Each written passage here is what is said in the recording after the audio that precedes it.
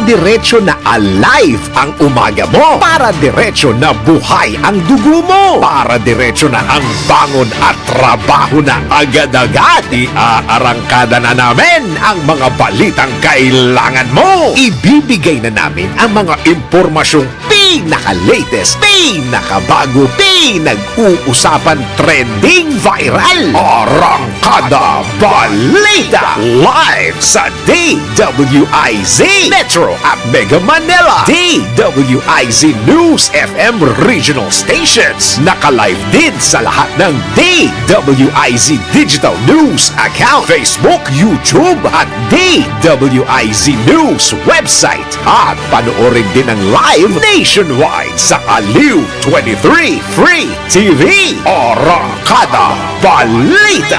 Arangkada na sina Drew Nasino at si Ate Juday Judith Estrada Larino. Gising ang morning mo sa Arangkada Balita.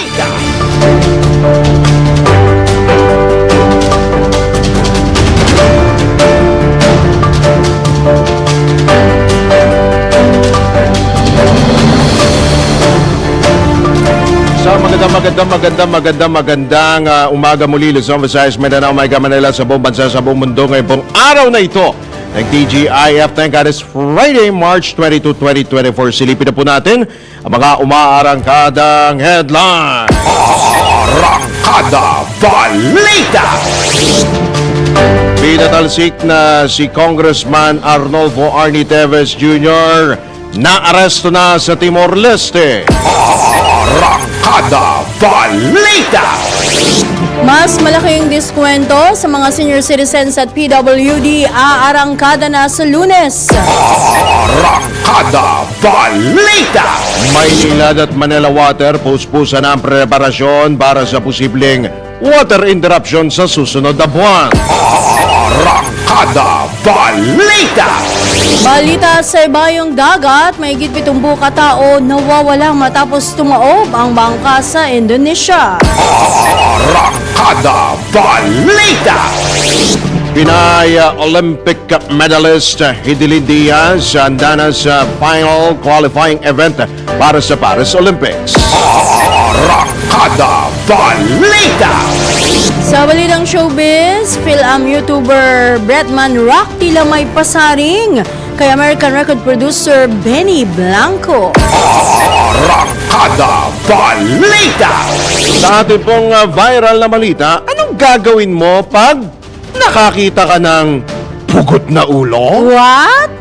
Sa oras na 7 sandali makalipas po ang alas 5 ng morning, kami po niyo makakasama hanggang alas 6 po tayo. Ako po ang inyong lingkod, Judith Estrada Larino. At Drew Nasino. Arangkada Balita. Sa detalye nga ng mga balita, matapos ang mahigit isang taon na aresto na ang pinatalsik na kongresistang si Arnolfo Arnie Teves Jr. sa bansang Timor-Leste. Ayon sa Department of Justice, nahuli si Teves habang naglalaro ng golf Wow! sa kabisera na Dili. Kasalukuyang nasa kustodiya na ng Timor-Leste Police ang dating kongresista habang ang kanyang extradition sa Pilipinas ay naayos na ng Interpol National Central Bureau. Nabatid na nagtago si Teves matapos ituro bilang mastermind sa pagpaslang kay Negros Oriental Governor Roel De Gamo at sa 10 iba pa. Samantala, ikinalugod naman ni Pamplona Mayor Janice De Gamo ang may bahay ng pinaslang na gobernador ang pagkakadakip sa dating mambabatas. Arangkada Balita. Sa ibang balita, patuloy na nakakaranas ng trangkaso sina Pangulong Ferdinand Bongbong Marcos Jr. at First Lady Liza Araneta Marcos. Ito naman ang kinumpirma ng Presidential Communications Office. Gayunman, Bagamat bumubuti na ang kondisyon ng first couple at nananatili namang stable ang kanilang vital signs. Pinayon din ng doktor, sina Pangulong Marcos at ang unang ginang na ipagpatuloy ang pag-inom ng gamot, magpahinga at manatiling hydrated para mapadali ang kanilang paggaling. Ayon naman kay PCO Secretary Cheloy Garafil, tuloy ang trabaho ng presidente kahit nasa bahay ito. Inaasahan naman kaagad na makakabalik sa public engagements si PBBM sa oras na mabigyan ng clearance ng kanyang doktor. Arangkada Balita! Samantala, inaasahang magiging epektibo na simula sa Lunes, Marso 25, Lunes Santo po yan, ang pinalaking diskwento na para sa mga senior citizens at persons with disabilities sa mga grocery items. Ito'y matapos lagdaan ng Departments of Trade and Industry, Agriculture at Energy ang isang joint administrative order na nagtataas sa 125 pesos ang weekly discount ng mga senior at PWD mula sa dating 65 pesos sa mga basic and prime commodities. Bago ganitong binatiko sa ang kakarampot na diskwento para sa mga senior citizen at mga PWD sa Kamara, maging ang pahirapan na pagkuha nito. Dito nagsimula ang panawagan na itaas ang diskwento para sa mga nakatatanda at mga may kapansanan kung saan magiging epektibo sa susunod na linggo. Arangkada Balita! 10 minuto makalipas ang 5 ng umaga, iginit ni Steven Cua, Pangulo ng Philippine Amalgamated Supermarkets Association, na walang nagbabadyang malaking paggalaw sa presyo ng mga pangunahing bilihin pagsapit ng Semana Santa o yan po ay sa susunod na linggo. Ayon dito kay Cua, hindi masyadong magtataas ang presyo ng manufactured o processed foods, hindi tulad ng fresh o mga sariwang pagkain.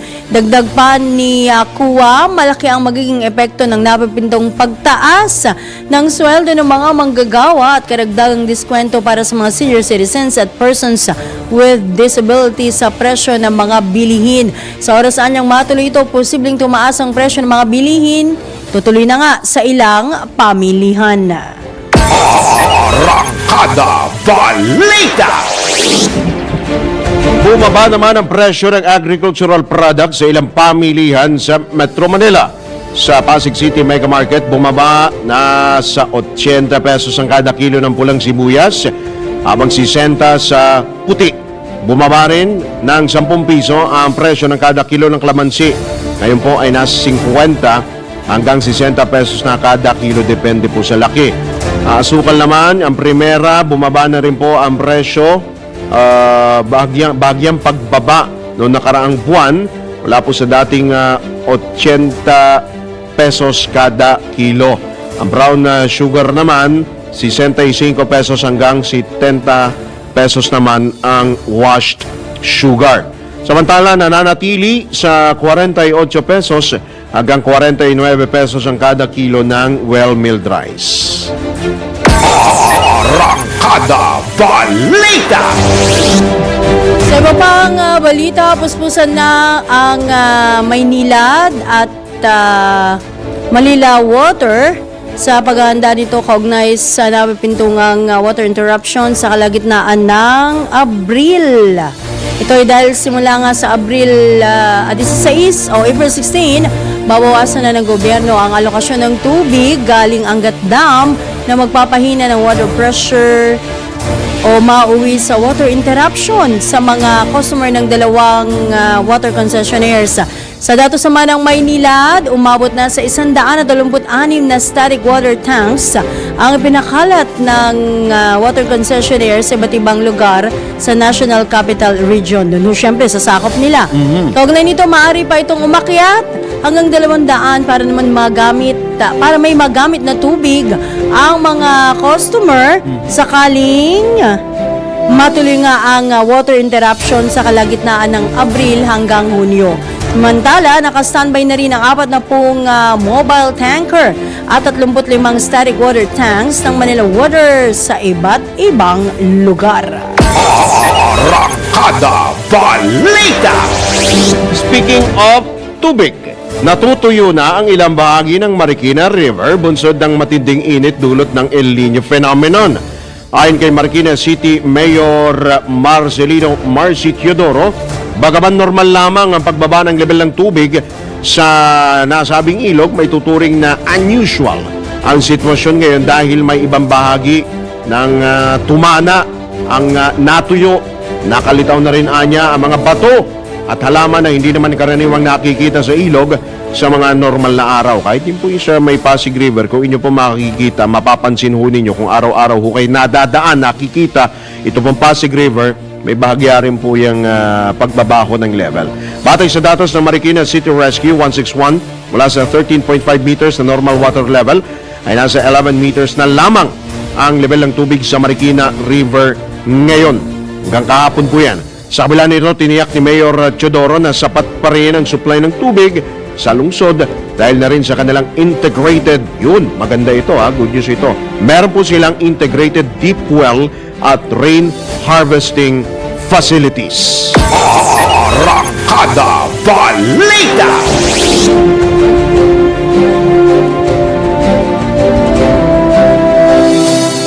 Samantala, sa iba pang balita, good news ito lumarga na po ang stickering campaign ng Aliw Broadcasting Corporation, of course.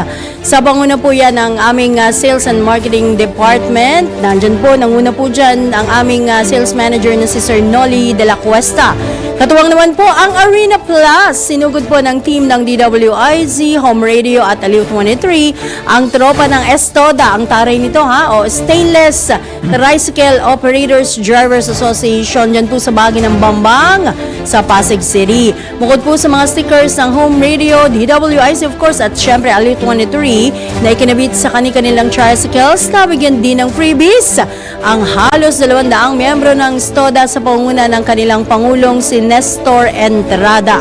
Layo naman ng stickering program ng Aliw Broadcasting Corporation na higit pang maipakilala ang kakaibang brand ng media organization na nagbabalita ng tama, naglilingkod ng tama. Kaya tabayanan lamang po ang schedule at kung saan sunod na susugod ang Team Aliw para po maghatid ng kakaibang saya. Arangkada Balita! Sa pang good news, nanalo ang Enchanted Kingdom's International Association of Amusement Parks and Attractions Brass Ring Excellence Award ng Best Retail Visual Merchandise Display category sa IAAPA Honors 2024. Kinilala ng IAAPA Honors 2024 ang makabagong kontribusyon ng EK dahil sa libangan at atraksyon na ibinibigay nito sa mga consumer. Ayon kay Cesar Mario Mamon, EK Chairman at President, ang parangal na ito ay higit pang nagpapasigla sa adhikain ng kumpanya na maging isang world-class integrated attractions destination sa Asia Pacific. Habang sinabi naman ni Cherina Consilli, head ng merchandise ng EK, na naging tampok sa mga millennials ang EK, homegrown, jolly at wise elder the wizard matapos mapukaw ang interes sa mga ito. Tampok din ang specialty shop ng mga karakter sa The Enchanted Kingdom Story Musical na isang original na dula ng EK na pinagbibidaan ng sikat na Elder the Wizard at ang kambal na prinsesa ng Enchanted Kingdom na sina Princess Victoria at Princess Madeline. Arangkada Balita! Sa iba pang balita, tila dumestansya itong si Vice President Sara Duterte kay Kingdom of Jesus Christ founder Pastor Apollo Kibuloy. Ito matapos sabihin ni VP Inday na hindi mahalaga ang kanyang opinyon sa arrest order ng religious leader at pagtatanggal sa prangkisa ng SMNI o itong Sunshine Media Network International. Payo ng Vice Presidente, magpakonsulta ang SMNI sa kanilang mga abogado sa mga legal na hakbang kaugnay sa kanilang prangkisa. Matatandaang noong March 20, nabrumahan nga sa Kamara sa ikatlo-tuling pagbasa ang pagtatanggal sa prangkisa o pagbawi sa prangkisa ng nabanggit na TV network. Arangkada Balita! Naka-alerto na ang Davao City Police sa pag-aresto kay Kingdom of Jesus Christ founder Pastor Apollo Kibuloy. ay matapos ng paulit-ulit na bigong humarap sa mga pagdinig ng Senado si Kibuloy hinggil sa mga alegasyon ng sexual abuse. Sinabi ni Police Captain Hazel Tuazon, tagapagsalita ng Davao City Police, na hinihintay na lamang nila ang koordinasyon sa Senate Sergeant at Arms at handa na ang pulisya sa pag-aresto sa kontrobersyal na religious leader. Nakaalerto na rin anya ang Kalinan at Buhangin Police Station kung saan matatagpuan ang Prayer Mountain at simbahan ng Kingdom of Jesus Christ. Sa ngayon wala pa rin impormasyon ay DCPO sa kinaroroonan ni Kibuloy. Arangkada Balita! Wala raw dapat kilingan ang Senado kaugnay sa pagtalakay sa panukalang pagbawi sa prangkisa ng SMNI o Sunshine Media Network International. Ito naman ang inaasahan ni House Deputy Majority Leader Jude Asidre sa mga senador kapag dininig ng mga ito ang pagpapaulang bisa ng prangkisa ng TV Network. Ayon kay Congressman Asidre, kilala ang Senado na may track record sa pagsasagawa ng mga investigasyon kaya dapat maipakita ng mga ito ang pagiging objective o wala nga ang kinikilingan.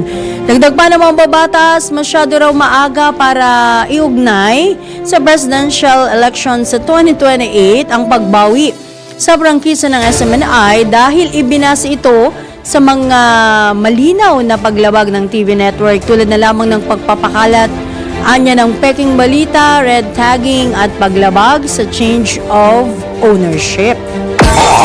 Arangkada Balita! Samantala, tanggap tayo ng pag-uulat mula sa labas ng impilang.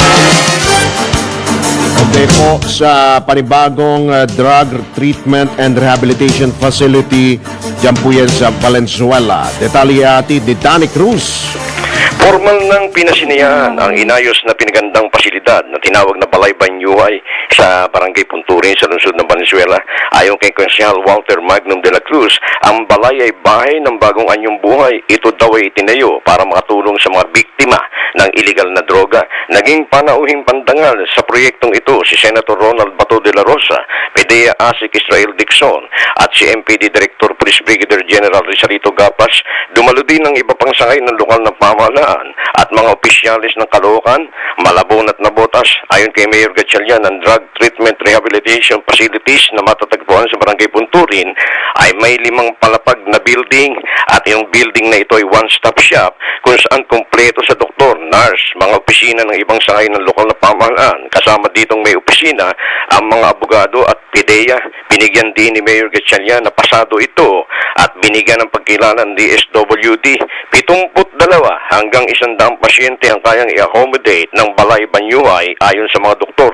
Ang programang ito ay magiging pansamantalang tahanan ng mga drug dependent upang sila'y mabigyan ng pagkakataong makapagbagong buhay at mailayo sa iligal na bisyo at makabalik ng maayos sa kanilang pamilya.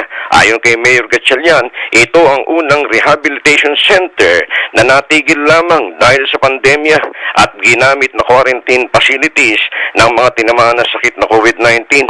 Anya, inayos ito at pinondo ng mahigit 180 milyong piso at ang 50 milyon dito ay tulong ni Senator Win Gatchalian. Naniniwala ang alkalde ng lungsod na ang problema sa droga ay hindi lamang sa isang lugar, ito'y problema din ng kalapit na syudad. Kaya minabuti nito na i-open ng rehabilitation center sa kalapit na lungsod upang matulungan at masagip sa masamang bisyo ang mga kababayan natin hindi lamang sa Valenzuela, maging sa kalapit na syudad, sa Caloocan, Malabon at Nabotas. Sinabi ni Mayor Gatchalian na masaya siya sa suporta ni Senator Bato de la Rosa. Kasabay nito ang pasasalamat sa kanyang kapatid na si Senator Win Gatchalian na may malaking ambag sa pagtatayo ng proyektong Balay Banyuhay. Ay 4 P's plus, no? So ano ba yung unang P? Unang-una, ang pagpopondo.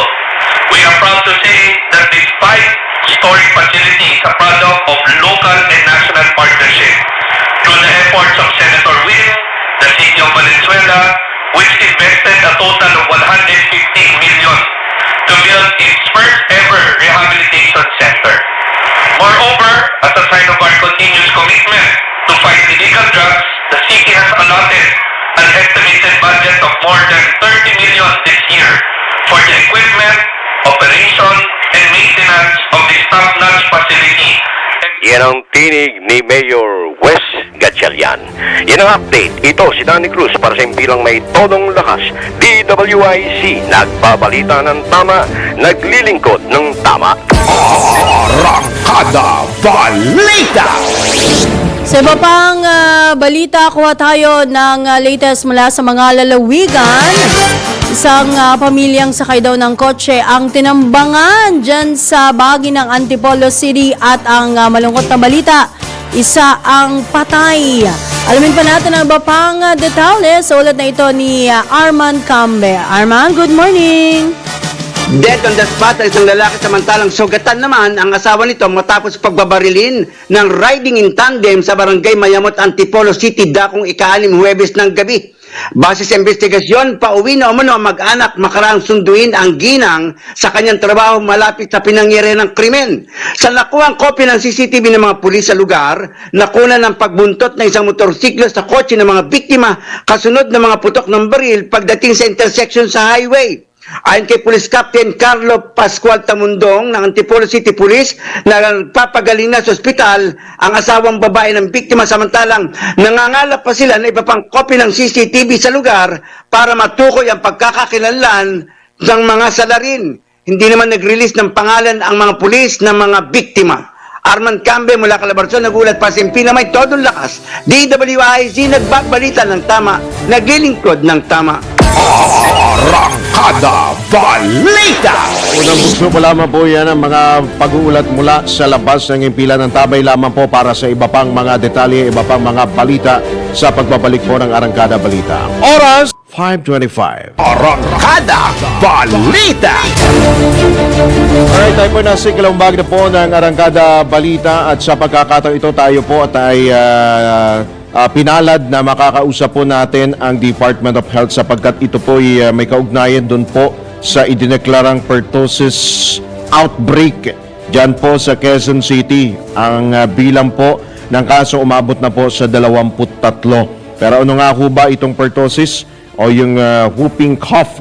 Alamin ho natin. Nasa kabilang linya po natin si Undersecretary Eric Tayag ng DOH. Magandang umaga po, Yusek Tayag. Welcome po muli sa DWIZ Aliw 23. Yusek Eric. Yusek Tayag. Andiyan ba si Yusek?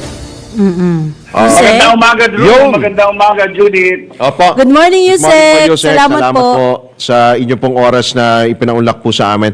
Kayo ho ba'y nakapag-exercise na, nakapag-almusal na ho ba kayo, Yusek? Stretch na. Stretching na. Kayo ang aking almusal.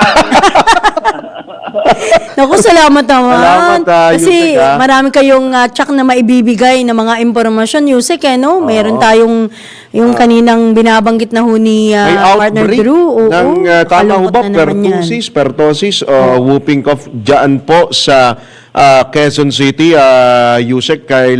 Kumbaga, buong lungsod na po isinailalim po, idineklara po yung outbreak. Ano ho ba itong pertussis ho na ito? Okay, ang pertussis o sa salita natin, Tuspirina, ay isang nakakahawang sakit na Tuspirina. kung saan ang sanhin nito ay ang Bordetella pertussis. Ito'y nakakahawa sapagkat kung ang isang taong umuubo o kaya naman yung sipon niya o anumang secretion sa katawan niya na may sasabin sa ibang tao, halimbawa kung masyadong malapit sa isa't isa, ito ay nakakahawa sa loob ng 5 hanggang 10 araw ay lalabas po yung sintomas. Magkaiba po yung sintomas sa mga baby, sapagkat yung mga baby ang kadalasang tinatamaan nito kesa sa ating matatanda. Sa mga baby halimbawa, ang mararamdaman nila may konting sinat, malapot na sipon, hirap huminga, at nangingitim po yung bibig. Tapos bigla na lang titigil sa paghinga kung ganun po kagrabe yung Tuspirina. Kaya nga itong mga babying ito ay binabakunahan. Nung araw, meron tayong DPT, yung diphtheria, pertussis, tetanus. Binibigay yon starting at 6 weeks o kaya pag 2 months na yung baby at every 2 months, inuulit yun 2 beses hanggang sa makompleto niya yung 3. yung tinatawag na primary series. Ngayon po, nagkaroon tayo ng pentavalent vaccine, 5-in-1. Kasama pa rin po yung diphtheria, pertussis, tetanus, pero kasama na rin ang hepatitis B at saka ang Haemophilus influenzae B. Ito naman, 6 weeks din ang start ng pagbigay, Drew. Kaya lang, imbis na every 2 months after, ito ay every month after or 4 weeks after. Yun ang kaibahan. Okay. Ngayon, dito sa Quezon City, si Mayor Joy Belmonte nagbigla na nga ng outbreak Opo. sapagkat nung isang taon, wala sila ni isang kaso. Ngayon, halos 2 na at may 4 na baby na silang naiulat na namatay. At karamihan sa kanila ay mga baby pa. Katunayan, binigay sa aming tala nila, ang pinaka-bata po ay 23 days old lamang. Hanggang sa 12 years yung mga batang tinamaan. May mga tinamaan ding matatanda. Sa matatanda, Drew, Judith, iba yung sintomas. So ito, ubo ng ubo. Buwan na hindi natatanggal. Gaano katagal ho yun, Dok? Yusek? Gabi. O hindi ka na makatulog sa gabi. Talagang yung karamihan sa nagkakaroon nito, pagkatapos ng sunod-sunod na ubo, ay mayroong parang pagpito. Kaya tinawag siyang whooping cough. At yan po ay maaaring seryoso sa iba sa atin. Kasi may mga nabalita na pumuputok yung maliliit na ugat dyan sa mata. Okay, oo, yung puti ng mata. Dahil sa talagang violent yung cough, Judith. Yung iba naman may napuputulan ng maliliit ng tadyang. Hala. Opo, yung iba naman nagkakaroon ng abdominal hernia. Ang kinamamatay po na itong Metospirina ay nagkakaroon po ng bronchopneumonia yung mga bata. At kuminsan, nagkakaroon ng pagkumbulsyon na apektuhan yung utak. Kaya nga, ang aming kalihim, Secretary Teder Bosa, ay nagpaalala po sa mga pamalaan, sa mga mami, na ang pagbabakuna ay huwag niyo pong kalilimutan. Libre naman po. Ang nangyari, Drew, nagkaroon kami ng problema ng supply sa pentavalent. Kaya Kinapos kayo ng supply, Yusek?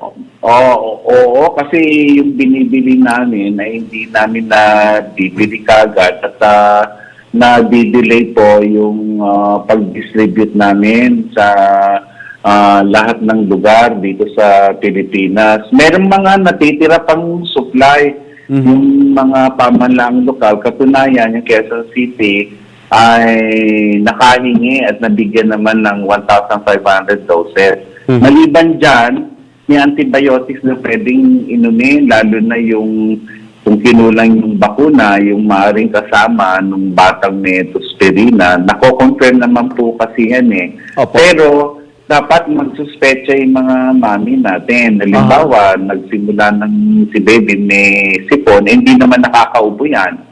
So, malapot po yung sipon, mahirapan silang huminga. So, tagal sa paghinga po yan, magduda na po tayo, lalo na wala naman pong, hindi naman po nabakunahan. Ayan. At saka sa mga baby, Yusek, hindi naman makakapagsalita yan Talagang ikaw yung kakamada dyan kung paano yung nararamdaman nila Judith, yung iba, ma-discuss sinisilip nila yung ilong, kasi namumuo yung sipon. Right. Either may transaction sila o sinusungkit nila ng panyo o para matanggal yung sipon na yon at lumuwag yung paghinga po. So, mga bata ang prone dito, Yusek? Drew, sa buong bansa, meron na tayong 453 na naitala at 35 yung naiulat na namatay. Pinakamarami dito sa Metro Manila at dyan nga sa Quezon City may outbreak. Tapos meron tayo sa Calabarzon at saka sa Central Visayas. Although kagabi nabalitaan namin na baka magdeklara na rin ng Iloilo City ng kanilang outbreak sa Tospirina sapagkat hindi bababa sa 10 ang kaso po nila. At nung isang taon, nung nakarang taon, wala naman silang na ibabalitang mga kaso po. Opo. Yusek, ang tanong ho ng taong bayan, dapat ho ba kaming mangamba? Ano ho? Maalarma. Dapat ba kaming maalarma? Kasi mga bata ito eh. Yusek Eric, though meron kayong binabanggit, may mga namatay, ang gusto din ho namin malaman, gaano ho ba kataas yung mortality rate po nito? Yung fatality rate po nito? Lumalabas ay mataas po ang mga umaabot din ng 17%. 17? Okay, mataas po. Pero sa pangkalahatan po, kung titignan natin, ay mga 7% lamang po. Pero pwedeng tumaas ng ganong kataas. Pero sa ngayon, nasa 7% po tayo. Okay. Huwag naman sana umabot dun sa binanggit ko po. Yeah, opo. Yusek, ano ho nag-trigger? Bakit ho, ano ho ba ito? Dala ho ba ito ng panahon? Kung bakit tumaas po ito pong kaso, ito pong Tusperina o pertussis, ano ho yung pinaka nakikita po ninyo na dahilan bakit ho tumaas ho ito? Unang-una, lubang nakakahawa ang Tusperina. So, ang talagang maagang protection nito dahil mga baby ang madalas tamaan, lalo na pag wala pang 2 buwan ng gulang, ay kailangan mabakunahan talaga. Kaya nga, maaga pa as early as 6 weeks or 2 months, binabakunahan na kagad para na sa ganun ay makaiwas. Pangalawa, marami siguro sa generation ng mga nanay ang hindi na bigyan ng kaukulang bakuna nung sila'y nagbubuntis kasi protection din yun sa nanay at sa baby nila. Kaya walang protection na isalin sa mga baby. So kung walang naisalin protection sa mga baby, ay maaari silang mahawa at magkasakit nga. Ito nga, yung Tusperina. Pangatlo, ang bakunang pentavalent vaccine o kaya yung bukod na DPT ay paulit-ulit binibigay po yun sapagkat hindi ito katulad ng bakuna na lifelong katulad ng bakuna sa tigdas. Pangkaraniwan, matapos yung 3 doses, nagkakaroon pa ng booster dose. May stage pala kasi, bumababa po kasi yung protection dyan. Kaya nga bago pumasok sa eskwela, may ibang klaseng binibigay. Tapos pag 11, 12 years old, may ibibigay ulit. At kung nagbubuntis na, may ibibigay ulit. At kung hindi naman nabakunahan, kahit na doon sa binanggit kong mga bakuna po, ay every 10 years binibigyan. Sa ating po, programa natin ay limitado po tayo sa mga bata hanggang 1 taon po. So, sa mga ganitong pagkakataon na Yusek, ano bang dapat nating gawin? Paano ba natin ito maiiwasan? O, di ba? Okay. Lalo na sa... Unang-una, meron na kaming mga hinandang mga pagkukunan ng bakuna at sana'y magkasya po yan. So, ang pinakamainam po yan doon sa mga lugar na walang bakuna, may commercially available naman po bakuna kaya kailangan ng prescription, kaya na may kamahalan po.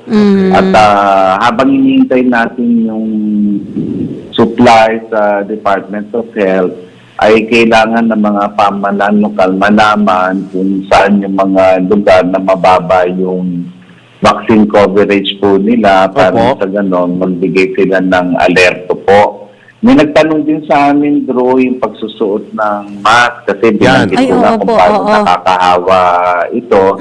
Pwede naman po yan, pero hindi po guarantee. Kahit yung bakuna po, pag nabakunahan, may iba pinatamaan pa rin ng Tusperina pero hindi ganun kagrabe. So may nagkakasakit pa rin kahit na nabigyan ng bakunang pertussis. Lalo na kung hindi po na kumpleto pa. Opo. Yusek, yung mga taong merong underlying medical condition, gaano ho sila kapron? Let's say, delikado. merong hika merong sakit sa baga, gaano ho sila kapron dito po sa ganito pong sakit?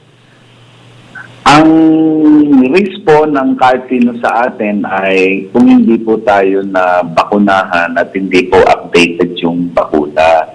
So dahil sa yung bakunang naibigay sa atin ay nung bata pa tayo, so siguro generation nyo, Judith, Drew, ay nung... Opo. Ayan, natawa kayo, ha? Yung generation Grabe nyo, naman, natagyan Yusek. kayo. Talagang Pero kung hindi na- generation. pero kung hindi na naulit yun, Opo. at least po tayo. Okay. Ayan.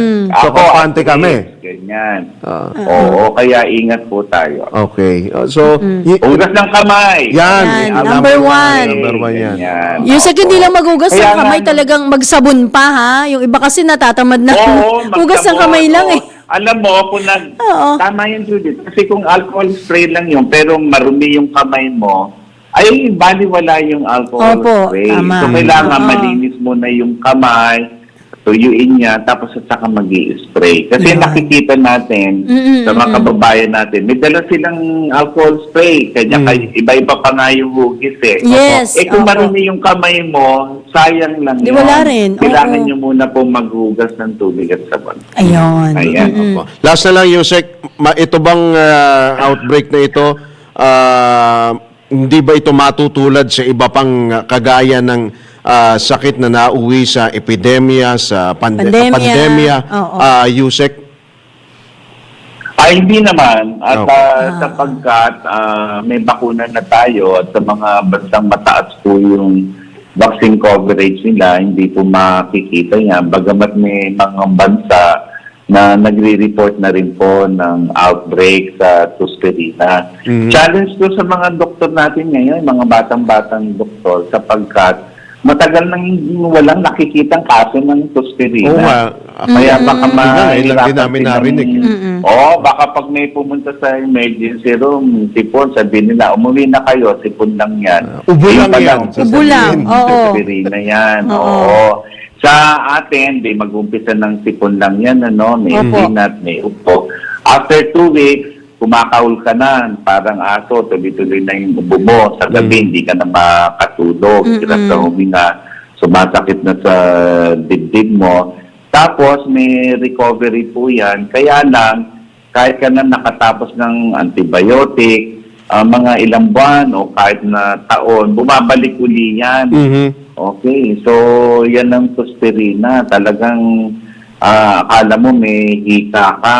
At ang gagawin lang naman natin para wag mahawa yung iba ay mag-mask po. O kaya yung mga baby, bukod nyo po para na sa ganon ay hindi po sila nahahawa. Tandaan nyo, lumalabas tayo ng bahay. Yes. Pagbalik natin, pwedeng dala natin, bit-bit natin ng Exactly. Bacteria, yan. right. So, bago Oo. na natin hawakan si baby, kasi yung iba sa atin, nahalikan pa natin. Yes, Ulit. oo.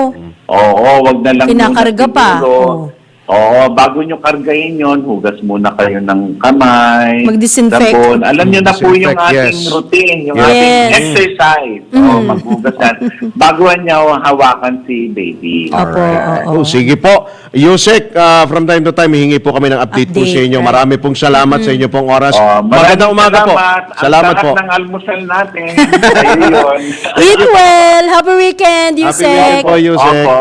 Ingat po kayo. Salamat si Department of Health Undersecretary Dr. Eric Tayag ang inyo pong napakinggan. Muli pong magbabalik ang Arangkada Balita makalipas lamang po ilang sandali ang oras, 5:49. Arangkada Balita.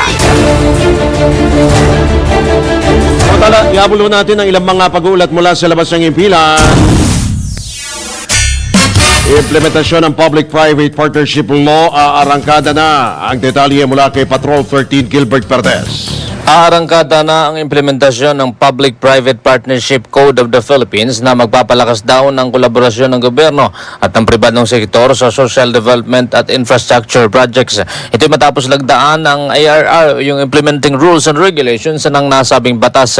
Ayon sa NEDA o National Economic and Development Authority, bahagi ito ng commitment ng pamahalaan sa infrastruktura sa ilalim ng Build Better More program ng pamahalaan para sa social at economic transformation. Kaugnay nito ay magdodoble kayod pa raw ang pamahalaan sa pagkalap ng strategic investments na patuloy na magpapalago raw ng ating ekonomiya. Sa ilalim naman ng PPP Code, tinatakda ang updated framework na magpapalakas naman ng investment ecosystem ng bansa at titiyakan nito ang patas na partnership ng pampubliko at pribadong sektor. Patrol 13, Gilbert Verdes, nagbabalita ng tama, naglilingkod ng tama. Kapag may bagong balita, naka-on air, agad-agad, DWIZ Patrol Report!